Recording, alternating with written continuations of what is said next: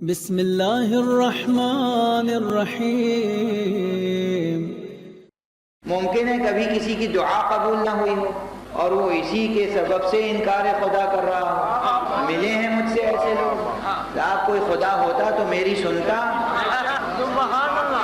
میں اتنے دنوں سے دعا کر رہا ہوں اور آج تک میری دعا قبول نہ ہوئی۔ تو کبھی کبھی دعا کی قبولیت اگر نہ ہو تو بھی انسان خدا کا انکار کرنے لگتا ہے۔ تو پروردگار عالم نے ان دونوں مسئلوں کو ایک ساتھ پیش کر دیا، مسئلہ دعا کو بھی اور مسئلہ خدا شناسی کو بھی اس آیت میں، اور فرمایا کہ وَإِذَا سَأَلَكَ عِبَادِي عَنِّي، پروردگار عالم نے اس آیت میں وَإِذَا سَأَلَكَ عِبَادِي عَنِّي، اگر آپ سے میرا بندہ میرے بارے میں پوچھے تو آپ کہیے کہ میں قریب ہوں، نزدیک ہوں، کوئی فاصلہ نہیں ہے، کوئی فصل نہیں ہے، رشتہ منقطع نہیں ہے، اتصال برقرار ہے، میں قریب ہوں۔ اور جب بھی کوئی مجھے آواز دیتا ہے، پکارتا ہے، تو میں اس کی آواز پر آواز دیتا ہوں۔ آپ ذرا لطف الہی دیکھیے اور اپنے اعزاز کو دیکھیے، آپ آواز دیں اور وہ آپ کی آواز پر آواز دے، خدا کی قسم، ذرا اس کی رحمت تو دیکھو، اس کا کرم تو دیکھو، اس کا لطف تو دیکھو، اس کا فیضان رحمت ہے، خالق و عظیم، اور ہم اس کے بندے، مخلوق، نافرمان، ہم پکارے اور وہ ہماری آواز پر آواز دے، وہ آواز پہ آواز دیتا ہے۔ اجیب دعوت الداعی، جب کوئی پکارنے والا مجھے پکارتا ہے، اذا دعانی، میں اسے جواب دیتا ہوں۔ بس اس کے بعد اب میرا تقاضا یہ ہے میرے حبیب، یہ کہہ دیجئے کہ فَلْيَسْتَجِيبُوا لِي، جب میں پکاروں تو میری آواز پہ بھی آواز، وَلْيُؤْمِنُوا بِي، اور مجھ پر بھروسہ رکھیں، مجھ پہ اعتماد تو کریں، مجھ پہ بھروسہ تو رکھیں۔ تو جناب والا ذرا اس انداز خطاب اور اس لطف کلام کو آپ محسوس کریں اور پھر مسئلہ دعا پر غور کریں۔ اس آیت میں خدا شناسی کی بات بھی ہے اور مسئلہ دعا بھی ہے، اور یہ وعدہ کیا گیا ہے کہ اگر یہ ہماری آواز پر آواز دیں گے، میں تو ان کی آواز پر آواز دیتا ہی ہوں۔ ایک بات عرض کروں، اس آیت کی روشنی میں یہ دیکھیں، فَلْيَسْتَجِيبُوا لِي بعد میں ہے، وَلْيُؤْمِنُوا بِي بعد میں ہے، ذرا آیت کی لطافت دیکھیں۔ پہلے یہ ہے کہ اگر میرے بندے میرے بارے میں پوچھیں تو یہ کہہ دیجئے کہ میں قریب ہوں، اور جب وہ پکارتے ہیں تو میں ان کی آواز پر آواز دیتا ہوں، یعنی ہم جب بھی پکاریں وہ بلا شرط ہماری آواز پر آواز دیتا ہے، وہ بلا شرط اپنے بندوں کی آواز پہ آواز دیتا ہے۔ اس کے بعد وہ یہ تقاضا کرتا ہے کہ اب تم بھی میری آواز پر آواز تو دو، تمہیں بھی تو یہ چاہیے کہ جب میں پکاروں تو تم بھی جواب دو اور مجھ پر بھروسہ رکھو، یعنی مجھے پکارتے ہو تو مجھ پہ بھروسہ بھی تو رکھو، اور جب میں پکاروں یہ بھروسہ رکھو دونوں نقطہ نظر سے، جب تم پکارتے ہو تو بغیر اعتماد کے نہ پکارو، پکارو تو پھر اعتماد بھی رکھو، ایسا نہ کرو کہ ابھی ہمیں پکارا اور ابھی اضطراب میں کسی اور کو پکارنے لگے۔ مجھے پکارا ہے تو بھروسہ بھی رکھو، اعتماد بھی رکھو، ایمان بھی رکھو۔ یہ ایک رخ ہے، اور دوسرا رخ بھی ہے کہ جب وہ پکارے تب بھی اس اعتماد کے ساتھ اس کی آواز پر آواز دیں کہ اس نے پکارا ہے تو اس کی پکار کے جواب میں اگر ہم اقدام کریں گے تو کبھی کوئی ضرر نہ ہوگا، کوئی گھاٹے کا سودا نہ ہوگا۔ یہ بھی تو بھروسہ ہو کہ اس نے پکارا ہے، اور اس کی پکار پر اگر ہم لبیک کہیں تو کوئی گھاٹے کا سودا نہیں ہوگا۔ اگر بظاہر کسی کو ضرر یا گھاٹا نظر آ رہا ہو تو بھی اسے سمجھنا چاہیے کہ اس کے مقابل میں جو اجر ملے گا وہ اس سے کہیں زیادہ ہوگا۔ فَلْيَسْتَجِيبُوا لِي وَلْيُؤْمِنُوا بِي، اور مجھ پر ایمان رکھیں، مجھ پہ اعتماد رکھیں، مجھ پہ بھروسہ رکھیں، لَعَلَّهُمْ يَرْشُدُونَ، تاکہ وہ رشد کی منزل تک پہنچ جائیں۔ اب یہ منزل رشد بجائے خود بہت بلند منزل ہے کہ دعا حقیقتاً اس پوری کائنات کی وجہ بقا، وہ کیفیت ہے جس کا نام ہے دعا، اس پوری کائنات کی وجہ بقا جو کیفیت ہے اس کا نام ہے دعا. دعا کا فلسفیانہ پہلو اگر چھیڑوں گا تو پھر گفتگو بالکل دوسرے رخ پر چلی جائے گی. اور اسی لیے سال گزشتہ میں نے گزارش کی تھی کہ وہ آیت ہے امن یجیب المضطر اذا دعا ویکشف السوء، یہ دعا کے فلسفیانہ پہلو کو اور اس کے ادبی پہلو کو، دونوں پہلوؤں کو پیش کر رہی ہے. آپ دیکھیں پروردگار عالم نے مسئلے کو کس طرح حل کیا ہے. کبھی بندہ خود سوال کرتا ہے تو جواب میں کہا جاتا ہے کہ ان سے کہو کہ دعا کر کے دیکھیں ہم ہیں کہ نہیں. وَإِذَا سَأَلَكَ عِبَادِي عَنِّي، اگر میرا بندہ میرے بارے میں آپ سے پوچھے تو کہہ دیجئے کہ میں قریب ہوں، اور جب کوئی پکارنے والا پکارتا ہے تو میں اس کی پکار کو سنتا ہوں، جواب دیتا ہوں. یہ کہنے کا مفہوم ہی یہ ہے کہ سوال جب میرے بارے میں ہو کہ یا رسول اللہ آپ کہتے ہیں کوئی خالق بھی ہے، ہم کیسے مانیں کہ کوئی خالق بھی ہے. تو جہاں بہت سے فلسفیانہ دلائل ہیں، حکیمانہ دلائل ہیں، کلامی دلائل ہیں، منطقی دلائل ہیں، وہیں ایک بہت بڑی دلیل یہ ہے کہ میاں تجربہ کر کے دیکھو. ہم جس خدا کی بات کر رہے ہیں اسے پکار کے دیکھو، اگر تمہارا مسئلہ حل ہو جائے تب تو مانو. یعنی مسئلہ دعا، حقیقت دعا ایک برہانی حقیقت بھی حاصل کر لیتی ہے اور ایک تجربی حقیقت بھی، کہ خدا کے وجود پر ایک دلیل ہے، ایک برہان ہے اور ایک تجربہ ہے. دعا ایک روحانی تجربے کا ہے. اب عزیزو یہ سمجھو کہ دعا ایک روحانی تجربے کا نام ہے. دعا جنبش لب کا نام نہیں ہے. دعا حرکت زبان کا نام نہیں ہے. دعا صرف زبان سے چند الفاظ اور کلمات کے دہرانے کا نام نہیں ہے. دعا ایک روحانی تجربے کا نام ہے. جب تک دعا ایک خارجی حقیقت رہے گی کچھ حاصل نہ ہوگا. جب روحانی تجربہ بن جائے گی پھر اس کے آثار پیدا ہوں گے. اور دعا کے انواع کتنے ہیں، اقسام کتنے ہیں دعا کے. نماز کچھ نہیں ہے مگر ایک دعا. روزہ کچھ نہیں ہے مگر ایک دعا. حج کچھ نہیں ہے مگر ایک دعا. سمجھیے کیا عرض کر رہا ہوں. وہ تمام عبادتیں، وہ تمام شرعی رسمیں، وہ تمام رسوم شرعیہ کہ جو بندے کو خالق سے جوڑتی ہیں، ان کی تمام تر حقیقت یہ ہے کہ وہ دعا ہیں. اور دونوں اعتبار سے دعا ہیں. دعا کے دو معنی ہیں. خدا اگر پکارے، رسول اگر پکارے، امام اگر پکارے تو دعا بمعنی دعوت ہے. اور انسان جب اپنے خدا کو پکارے تو پھر دعا بمعنی طلب اور مناجات ہے. وہ دین کا پورا جو نظام عبادات ہے وہ کچھ نہیں ہے، اس کی ماہیت دعا ہے، اس کی حقیقت دعا ہے. نماز ایک دعا ہے. نماز جب تک عادتاً پڑھیں گے آثار مرتب نہیں ہوں گے. میں ایک مثال دوں. ہم یہاں مجلس اعضاء میں جب نوحہ پڑھتے ہیں تو کلیجہ پھٹنے لگتا ہے، گریہ ہوتا ہے، بے اختیار گریہ ہوتا ہے. بے اختیار ہاتھ سینے پہ آ جاتا ہے، بے اختیار ہاتھ سر پہ آ جاتا ہے. جب ہم فضائل پڑھتے ہیں بے اختیار دل سے بات نکلتی ہے، دل خوش ہو جاتا ہے. دل کی بند کلی کھل کے گلاب بن جاتا ہے. دل ہی نہیں، ہمارے تو چہرے بھی گلاب بن جاتے ہیں. اور اسی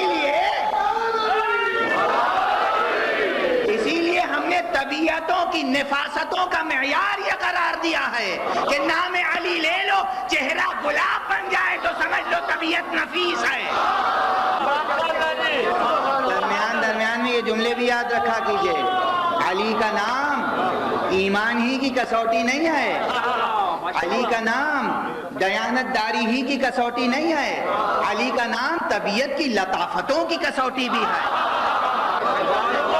یہ ایک حقیقت ہے. یہ ایک حقیقت. بہرحال اب میں اپنی گفتگو کو آگے بڑھاؤں. تو میں گزارش یہ کر رہا تھا کہ نظام عبادات کل کے کل دعا پر مبنی. نماز خود ایک دعا. پوچھتے ہیں لوگ تو میں سمجھاؤں کیسے کہ نماز کا اثر کیسے ہوتا ہے کیسے نہیں ہوتا ہے، آثار مرتب ہوتے ہیں نہیں ہوتے ہیں. اس کے لیے میں یہ مثال دے رہا تھا کہ جب ہم فضائل پڑھتے ہیں یہاں آپ خوش ہوتے ہیں، ایک روحانی اثر مرتب ہوتا ہے.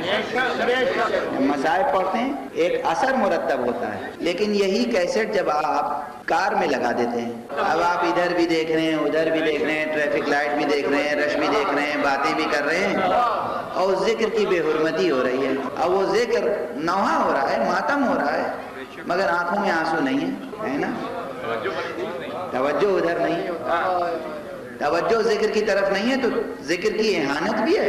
اور وہی بات اب یہ طبیعت کی لطافت نہیں، خوش ذوقی نہیں، بد ذوقی کی دلیل ہے کہ آپ ایک مقدس اور پاکیزہ ذکر کو انٹرٹینمنٹ کے لیے یوز کر رہے ہیں. یعنی نعوذ باللہ بس چلتا تو میوزک لگا دیتے، اب میوزک نہیں ہے تو کچھ تو کان میں صدا آنی چاہیے، تو آپ نے اس کا بدل بنا لیا کہ کیسٹیں چل رہی ہیں، وہ چاہے منقبت کی ہوں اور چاہے نوحے کی ہوں. منقبت کی، نعت کی، حمد کی تو پھر بھی ایک بات ہے کہ بھائی فضائل ہو رہے ہیں، لیکن نوحہ ہو اور گریہ نہ ہو، اب یہ کیسے ممکن ہے؟ تو اب اگر یہ معلوم روزمرہ کا تجربہ اب تو ہو گیا ہے کہ یہی ذکر یہاں ہو تو اثر رکھتا ہے، یہی ذکر وہاں ہو رہا ہے بے اثر ہے، تو اس کے معنی وہاں عادتاً سن رہے ہیں، یہاں ارادتاً سن رہے ہیں. وہاں جب سنتے ہیں تو وہ امواج صدا پردہ سماعت سے ٹکرا کر رزق باد ہو جاتی ہیں. جب یہاں سنتے ہیں تو یہ تذکرے روح میں تموج پیدا کر دیتے ہیں، رزق جان بن جاتے ہیں.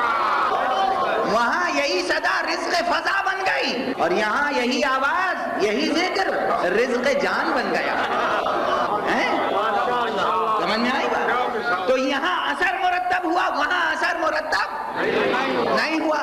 نماز بھی ایک دعا ہے اور قرآن مجید کا وعدہ ہے، ان الصلاۃ تنہی عن الفحشاء والمنکر، بے شک نماز بری باتوں سے اور مکروہ باتوں سے، ناگفتنی اور ناشنیدنی باتوں سے روکتی ہے. مگر کب روکے گی؟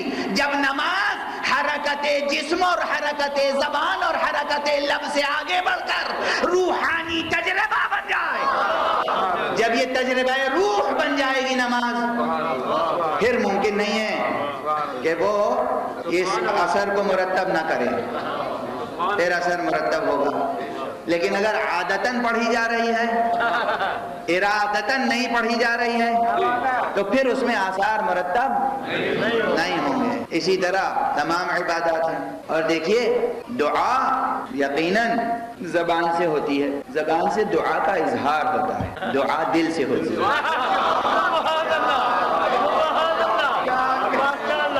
جیسے محبت زبان سے نہیں ہوتی، زبان سے محبت کا اظہار ہوتا ہے، محبت دل سے ہوتی ہے. اسی طرح دعا کا اظہار زبان سے ہوتا ہے، دعا دل سے ہوتی ہے. اب اگر کوئی عادتاً دعا پڑھنے کا عادی ہے تو اب ایک عادت بن گئی کہ 1.5 گھنٹہ 2 گھنٹہ بیٹھنا ہے اور 100 صفحے کی دعاؤں کی کتاب روز ختم کرنی ہے، اور پھر عزیزوں سے کہنا ہے میں اتنی دعائیں روز پڑھتا ہوں. بس جہاں یہ ہوا وہیں دعا کی تاثیر ختم ہو گئی. میں اتنی دعائیں روز پڑھتا ہوں، اس کے کیا معنی؟ دعائیں پڑھنے کی چیزیں نہیں ہیں، دعائیں کرنے کی چیزیں. دعا پڑھی نہیں جاتی، دعا کی جاتی ہے. اب جو کلمات معصومین ہیں، اب جو معصومین نے دعائیں تعلیم فرمائی ہیں، وہ بھی پڑھو، اس طرح سے پڑھو کہ صرف پڑھنے کا اطلاق نہ ہو، دعا کرنے کا اطلاق ہو. یعنی جب دعائے صباح پڑھیں تو دعا کے کلمات کے سانچے میں پوری شخصیت ڈھل جائے، زبان پر الفاظ ہوں دل میں معانی. دعائے کمیل پڑھیں، زبان پر الفاظ ہوں دل میں اس کے مضامین. نماز پڑھیں، امام سے پوچھا گیا. یہ جو سوالات ہم سے ہوتے ہیں کہ مولانا دنیا بھر کا حساب ہمیں نمازی میں یاد آتا ہے، نمازی میں یاد آتا ہے. تو امام نے ارشاد فرمایا کہ جب نماز پڑھو تو جو نماز میں پڑھتے ہو کہ معانی اور مضامین میں غور کرتے رہو. جب بسم اللہ کہو تو زبان سے بسم اللہ نہ کہو، تمہاری روح یہ محسوس کرے کہ ہم اللہ کے نام کا سہارا لے رہے ہیں۔ بسم اللہ کے کیا معنی ہے؟ اللہ کے نام کے سہارے سے۔ تو سہارا لینے کا تجربہ بھی تو نفس میں پیدا ہو، اور پھر یہ کیفیت ہوگی کہ جب تمہاری روح جب یہ محسوس کرے، یہ تجربہ کرے کہ ہم نے اس کا سہارا لے لیا، تو ممکن نہیں ہے کہ سہارا لینے کے بعد اس کا تمہیں کسی محاذ میں ناکامی ہو۔ اس لیے فوراً روح الحمد کہے گی۔ ادھر بسم اللہ کہا، ادھر مجبور ہو گیا الحمدللہ رب العالمین کہنے پر۔ ممکن ہے کہ اس کا سہارا لو اور ناکامی ہو، اس کا سہارا لیتے ہی، اور دوہری سطح ہے الحمد کہنے کی۔ ایک سطح یہ ہے کہ حمد ہے اس کا کہ اس کا سہارا تو ملا، حمد ہے اس کی، شکر ہے اس کا کہ اس کا سہارا تو ملا۔ اور دوسری سطح یہ کہ اچھا سہارا ملا تو پھر کامیابی میں دیر کیا ہے؟ اگر ایک ایک کلمہ اس اعتبار سے ہو، پھر سمجھ میں آتا ہے کہ بسم اللہ میں الرحمن الرحیم کیوں ہے، اور دوبارہ الحمدللہ رب العالمین کے بعد الرحمن الرحیم کیوں ہے؟ اس لیے کہ پہلے تجربہ نہ تھا، صرف تصور تھا کہ سہارا اس کا جو رحمان ہے اور رحیم، اور جب نفس کو تجربہ ہوا تو پھر نفس تصدیق کرے گا، ہاں ہاں سچ میں وہ رحمان ہے اور رحیم۔ اور جہاں اس کی بے پناہ رحمانیت اور رحیمیت کا تصور آیا، وہیں انسان دنیا سے بیزار و بے نیاز ہو کر آخرت کی طلب میں آگے بڑھے گا، اور جب کہے گا کہ یہ رحمان ہے اور رحیم ہے، تو پھر ایسے خدا کو رکھنے والا، ایسے خدا کو ماننے والا، ایسے خدا کو سجدہ کرنے والا بھلا قیامت سے خائف کیوں ہو؟ بے اختیار کہے گا مالک یوم الدین۔ اور ابھی تک تو اب دیکھیے تجربہ دھیرے دھیرے آگے بڑھتا ہے۔ ابھی تک گویا وہ حقیقت پردہ غائب میں ہے، ابھی تک وہ حقیقت گویا پردہ غائب میں ہے، ہم کھڑے ہیں کسی حقیقت کے تصور میں، اور جیسے ہی سہارا لیا، سہارے کا تجربہ کیا نفس نے، اس کی حمد کی، اس کی رحمانیت اور رحیمیت کا ادراک ہوا، اور جیسے ہی یہ روز آخرت کا تصور آیا، جیسے معلوم ہوتا ہے کہ سامنے سے نگاہ کے سامنے سے پردہ ہٹ گیا، اب خطاب براہ راست ہے۔ اب تک خطاب براہ راست نہ تھا، اب جو پردہ ہٹا تو براہ راست دو بدو خطاب ہونے لگا، ایاک نعبد و ایاک نستعین۔ اب جب پردہ بھی درمیان سے ہٹ جائے تو مجال ہے کہ فکر کہیں بھٹک جائے۔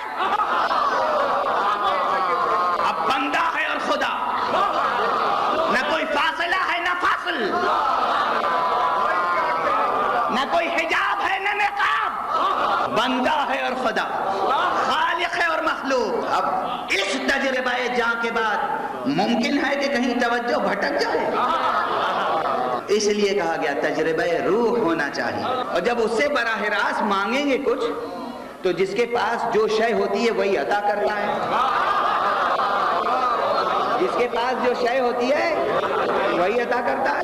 ہم تو خدا کے ہاں پہنچے، ہم نے کہا پروردگار ہم تیری ہی عبادت کرتے ہیں اور تجھ ہی سے مانگتے ہیں، ہمیں راستہ دکھا دے۔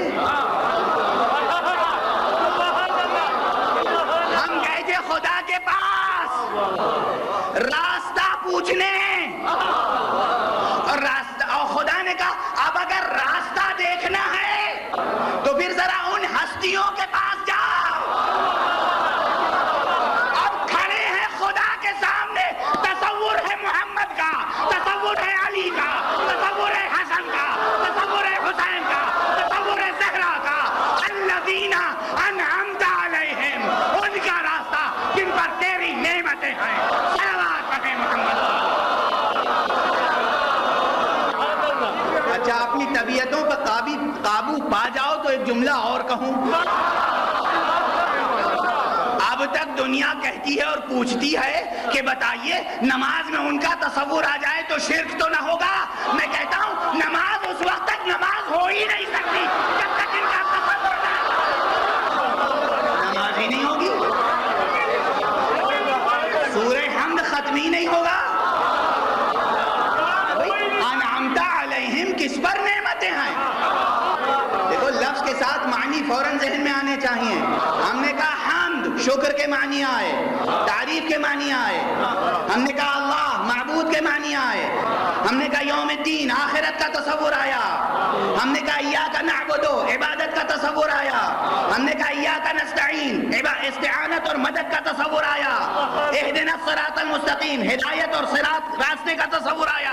اب جب کہیں گے الذین ان لوگوں کا راستہ تو کچھ لوگوں کا تصور آئے گا کہ نہیں؟ ممکن نہیں ہے کہ نماز ہو جائے اور محمد و آل محمد کا تصور نہ ممکن نہیں. بے نور ہے وہ نماز, بے معنی ہے وہ نماز. جس جو نماز ہو جائے اور اہل بیت کا تصور نہ. اور نماز نہیں, نماز کا صرف یہ ایک سورہ مکمل نہ ہوگا جب تک مودت کے دونوں رکن پورے نہ ہو جائیں. ان سے ولایت اور تولا اور گمراہوں سے تبرہ. غیر المغضوب علیہم ولا الضالین, یہ وہ قرآنی تبرہ ہے جو ہر نماز میں واجب ہے. آپ سمجھو کہ نماز کیا ہے. دعا کا موضوع تھا نا, نماز خود دعا ہے, پوری نماز ایک دعا ہے. اور بطور خاص سورہ حمد یہ تو ہے ہی دعا. سورہ حمد وہ دعا ہے جو مصطفیٰ کا انشاء نہیں ہے, یہ پیغمبر کی تخلیق کی ہوئی دعا نہیں ہے.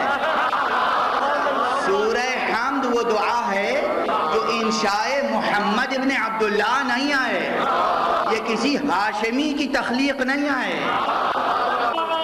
سورہ حمد وہ دعا ہے جو انشاء مشیت ہے. سورہ حمد وہ دعا ہے جو پروردگار نے تعلیم فرمائی ہے کہ اس طرح دعا کرو. یعنی خدا خود کہتا ہے دعا کرو کہ ہمیں محمد اور آل محمد کا راستہ دکھا. اچھا جوانوں عزاداروں بتاؤ, اب نماز پڑھنے کا دل چاہتا ہے کہ نہیں؟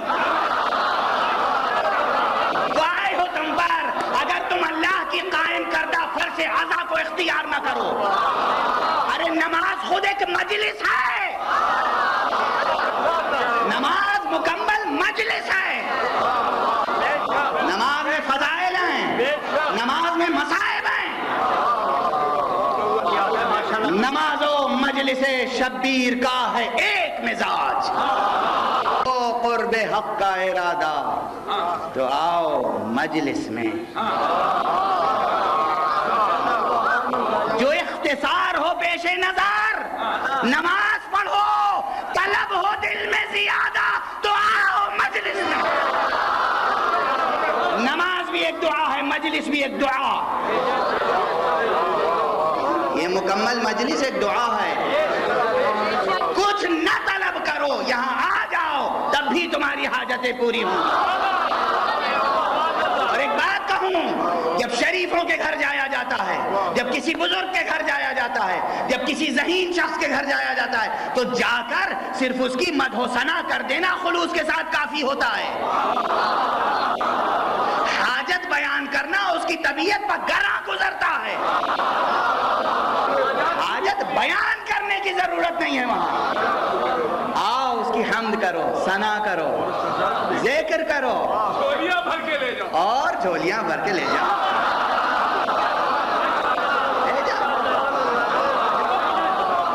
دنیا میں رہتے ہوئے جنت لے جاؤ. دنیا میں رہتے ہوئے جنت لے جاؤ. جنت لینے کے لیے موت کی شرط بھی نہیں ہے یہاں.